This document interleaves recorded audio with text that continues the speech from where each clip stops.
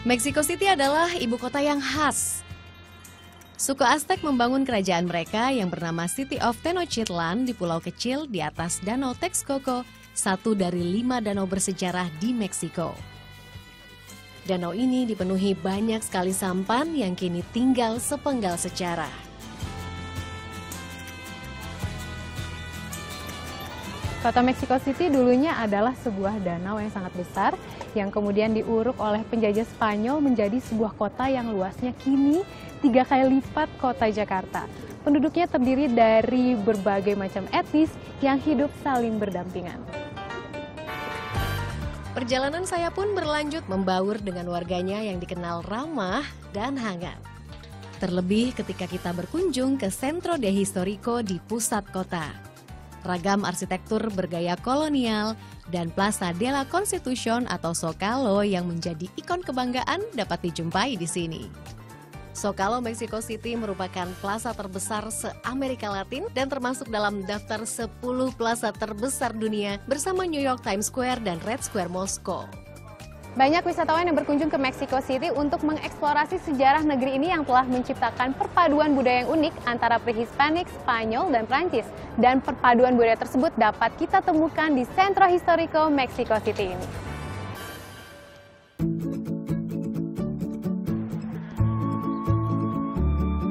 Kesempatan bertandang ke Meksiko tak saya sia-siakan untuk bertemu seorang kawan lama. Jurnalis lepas Meksiko yang akan membawa saya berjalan-jalan di kawasan kota tua Mexico City ini.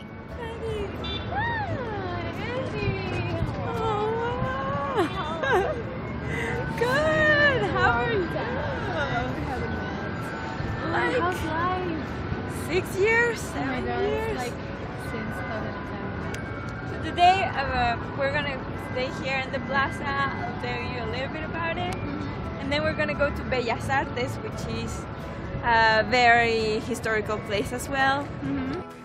Profesi sesama jurnalislah yang awal mula mempertemukan kami. Alhamdulillah silaturahmi terus terjalin sampai akhirnya kami dipertemukan kembali. Which are the ruins that are with those.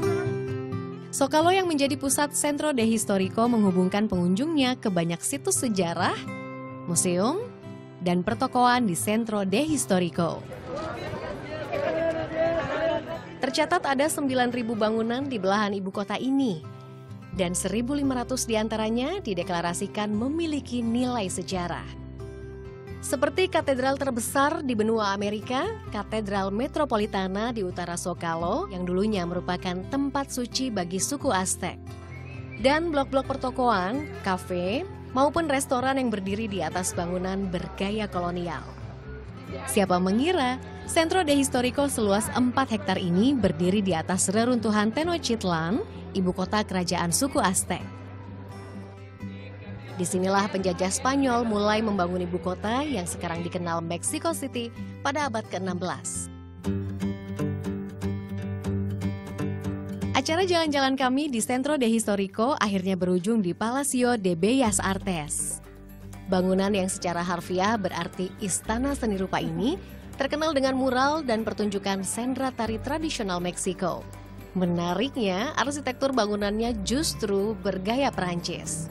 So why did the Mexican decided to have this kind of building? So there was a time when modernization for Mexico was a young country, and after the independence, people wanted to be modern, right? And so this type of architecture, like brought from France, was a symbol of success, being modern, being a part of a powerful country then. And that's why in Mexico City you see a lot of French architecture, because people that were in the government, especially Porfirio Diaz, who was a dictator we had. Kekayaan sejarah dan budaya inilah yang membuat Meksiko menambah lagi daftar situs warisan dunia UNESCO lewat semaraknya Centro de Historico. Subhanallah.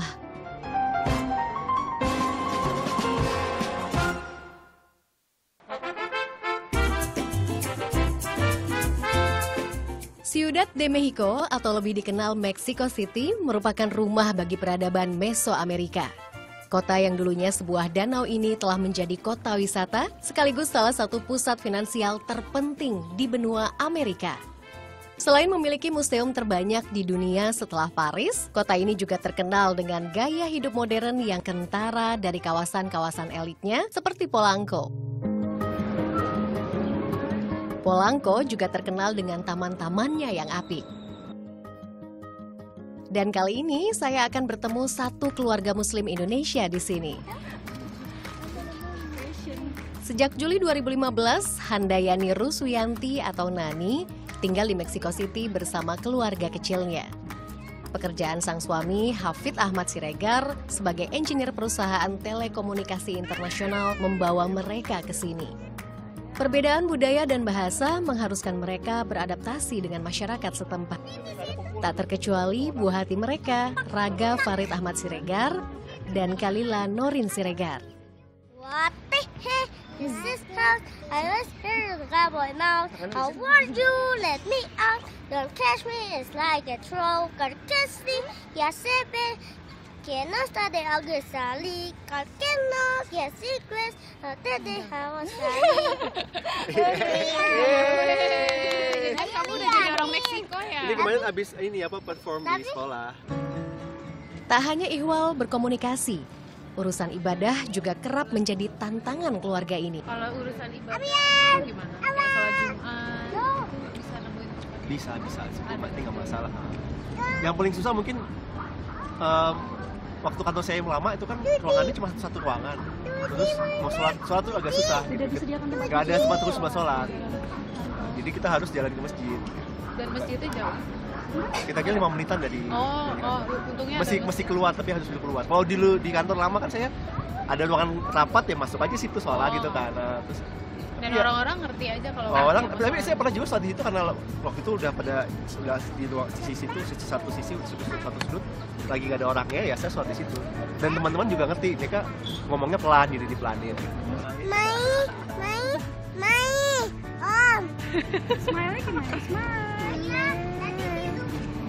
Kalau Mbak Nani gimana? Kan apalagi pakai kerudung, itu ada perbedaan nggak sih hidup di sini? Mereka nggak terbiasa lihat muslimah berhijab, jadi sering juga ngerasa diliatin orang malah lirik atau orang itu bertanya itu apa gitu, Anda pakai apa gitu, terus dari mana? Mereka langsung tahu bahwa saya orang asing gitu.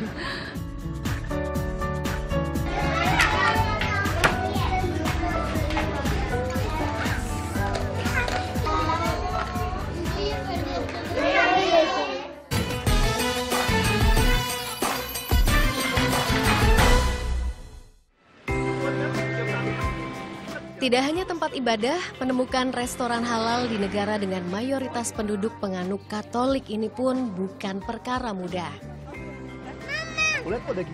Pilihan kami kali ini jatuh pada hidangan serba domba di Tianggis atau Bazar Mingguan Park Lincoln.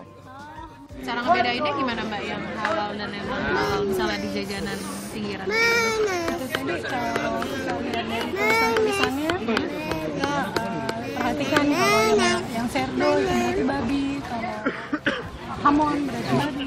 Yang paling bisa kita makan ya yang kambing, ayam, sama chicken.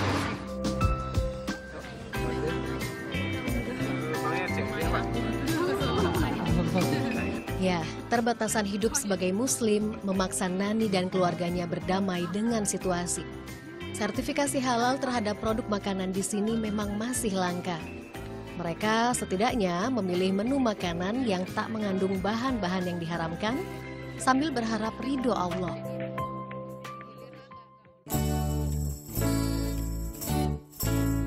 Tak hanya ayah dan bundanya, si sulung Raga juga harus merasakan hidup sebagai pendatang, terutama di sekolahnya, Colegio Sara Alarcón. Butuh waktu 6 bulan lebih bagi Raga untuk dapat memahami bahasa barunya sekarang. Nosotros lo que hemos hecho, bueno, como en mi clase es de español, la mayoría de las veces tratamos de hacerlo con pictogramas. La instrucción en español, pero con el pictograma que le ayuda a comprenderlo en inglés. Al igual que la Miss Michelle, que es la que trabaja en inglés, lo han aceptado muy bien, ha podido trabajar con ellos bien. Están los niños también, como están en su clase de inglés, tratan de hablarles lo mismo en inglés o en español, ¿no? Siapa paling dekat sama siapa saya? Javier, tapi nggak baik. Kenapa emang? Dia suka pukul-pukul abang. Oh gitu. Awalnya Raga adalah sosok yang pemalu. Namun lambat laun ia beradaptasi.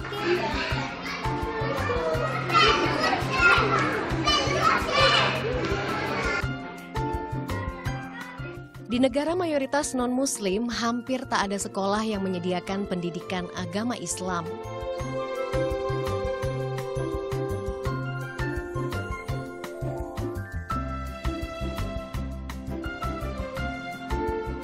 Apalagi di sekolahnya, Raga merupakan satu-satunya muslim. Inilah yang memotivasi sang bunda untuk lebih aktif mengenalkan Raga pada agamanya. Untuk surat-surat pendek di rumah sebelum tidur, itu selalu saya latih 2 surat pendek paling enggak, dan juga baca doa itu di luar sekolah. Jadi pembiasaan dari rumah, mudah-mudahan dengan cara seperti itu dia tidak lupa sama surat-surat pendek, huruf-huruf hijaiyah dan sebagainya sih. Proses belajar dari dalam rumah itu sih yang paling saya utamakan, karena kalau dari sekolah sendiri tidak ada. Semoga kelak Raga tak hanya menjadi pemimpin, tetapi juga teladan dalam berakhlak. Kader cilik yang akan memuliakan nama Islam dalam jalinan persahabatan antar bangsa.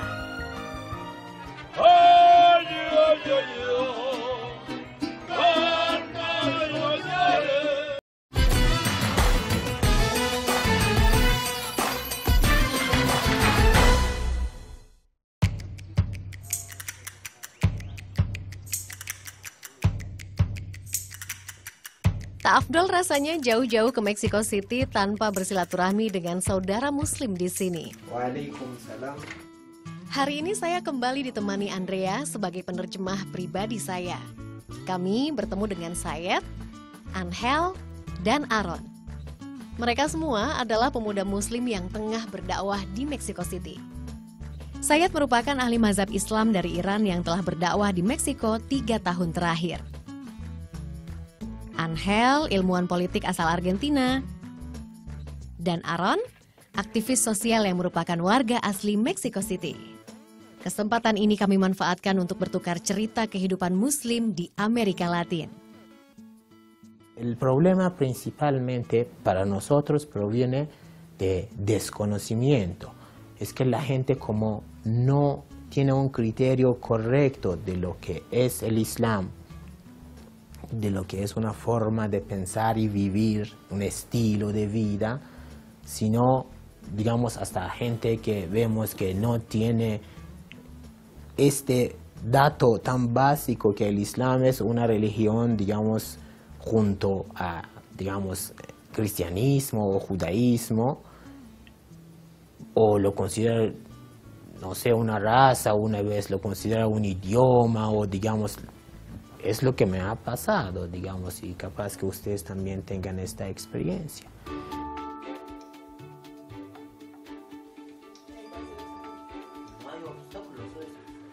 Angel dan Aaron merupakan mu'alaf. Kedamaian Islam memang telah memberikan hidayah pada mereka.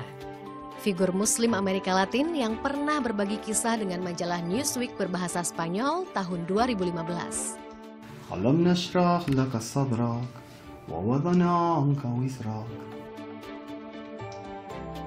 Keluarga Angel yang penganut Katolik Ortodoks Suriah justru memberikan dukungan penuh, tak terkecuali dalam beribadah.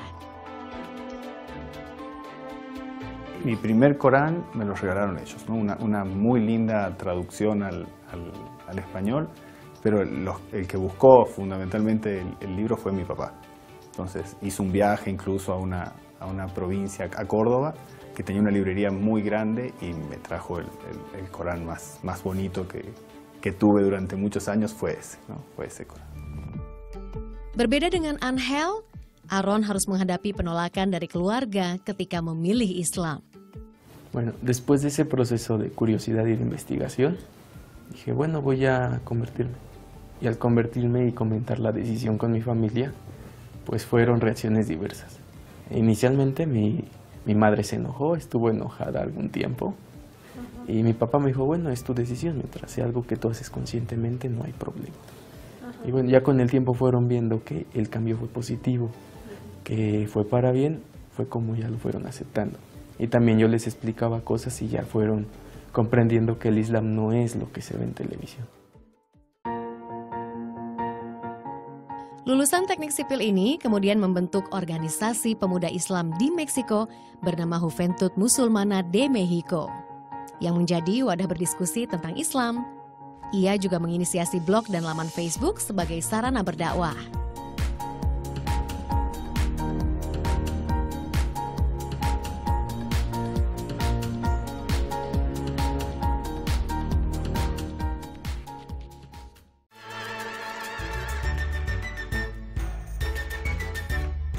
Masih terpikat dengan cerita danau-danau bersejarah di negeri Sombrero, saya dan Andrea kembali menjelajah.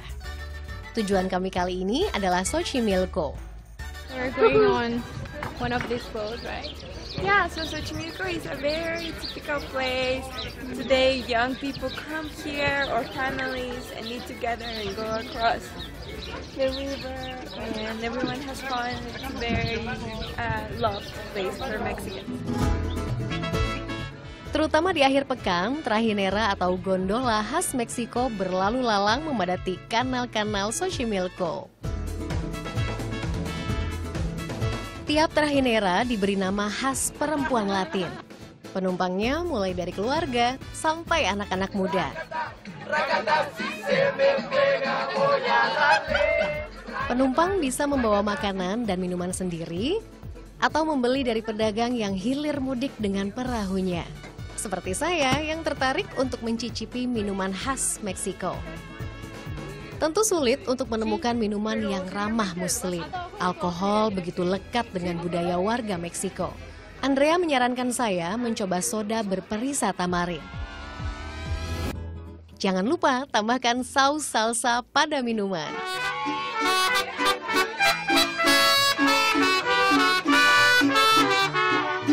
Kanal kian semarak dengan kehadiran grup musik tradisional Meksiko Mariachi. Beberapa grup musik hilir mudik di kanal sungai untuk menghibur para pengunjung. Serenade merdu nan kompak membaur harmonis dengan permainan musik yang apik membuat kami begitu menikmati momen langka ini.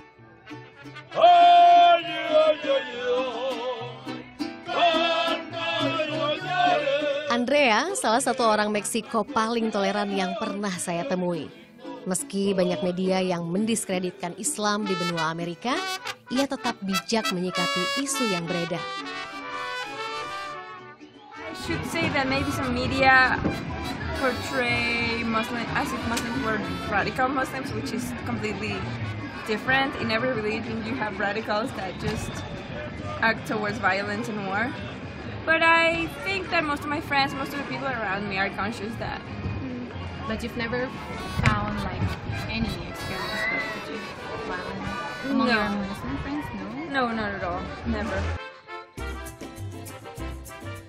Andai saja masyarakat dunia dapat berpikiran terbuka dan menyikapi media dengan bijaksana seperti Andrea. Saudara-saudari Muslim akan lebih tentram hidup di belahan bumi manapun. Dan jauh dari pengalaman pahit berupa diskriminasi. Perjalanan saya di negeri Sombrero sungguh penuh makna. Betapa perjuangan Nani dan keluarganya, saya, Angel, dan Aaron sesungguhnya demi tegaknya agama Allah. Dan mereka sungguh-sungguh telah terpilih. Seperti dalam firman Allah surat Fussilat ayat 33. Dan siapakah yang lebih baik perkataannya daripada orang yang menyeru kepada Allah, mengerjakan kebajikan, dan berkata, sungguh aku termasuk orang-orang Muslim yang berserah diri. Semoga kita termasuk orang-orang yang senantiasa bertakwa kepada Allah Subhanahu wa Ta'ala.